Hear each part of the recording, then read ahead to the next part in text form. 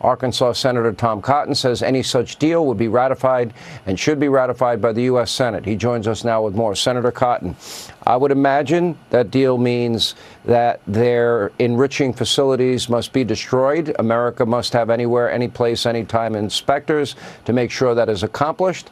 Do you agree that has to be part of the deal?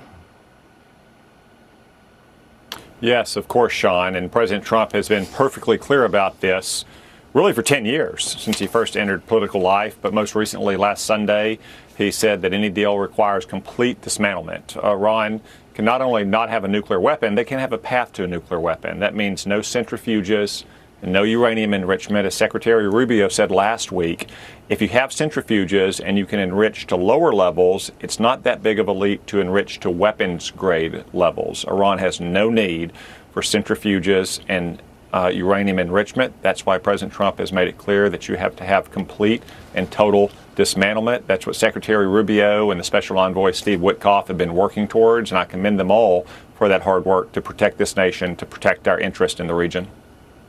Oh, I don't know if you can really negotiate with people that believe in convert or die, and are the number one state sponsor of terror. Let me move to Ukraine and Russia. It seems like Ukraine has done their part. Now the ball is in Putin's court. Donald Trump is being clear to Vladimir Putin. He wants a ceasefire. If it doesn't happen, will you, other senators, the president act? Will sanctions be real? Will they have teeth? Yes, Sean, I think what these two conflicts have in common is you have hostile nations, Russia and Iran, with a history of launching unprovoked attacks against their neighbors and killing Americans. And President Trump is not going to allow them to tap him along, to string him out in endless negotiations. He's been clear with both. And in Russia, you have Ukraine, which has signed the minerals deal with the United States and has made it clear that it will agree to a 30-day unconditional ceasefire. If Russia, kind of like Iran, as you said, I suspect they may not be interested in a deal, tries to tap the president along, I think they're going to learn that he means what he says. He's threatened new sanctions on Russia. And we now have legislation in the Senate that has more than 80 sponsors that would impose such sanctions.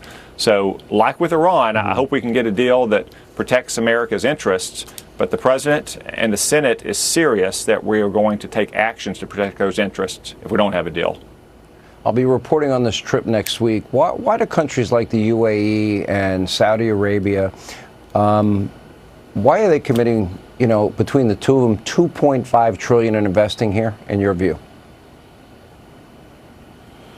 Well, both nations are longtime friends and partners. That's only grown in recent years, especially in President Trump's first term. And now again, they have strong leaders, Mohammed bin Salman in Saudi Arabia and Mohammed bin Zayed in the United Arab Emirates, who recognize the need for American leadership and who recognize the dynamic American economy, and there's money to be made here. And that's why they're investing so much money in the United States. It's not just a strategic decision, it's also an economic decision. And we welcome more investment like that, just like the trade deal we had with the United Kingdom earlier today.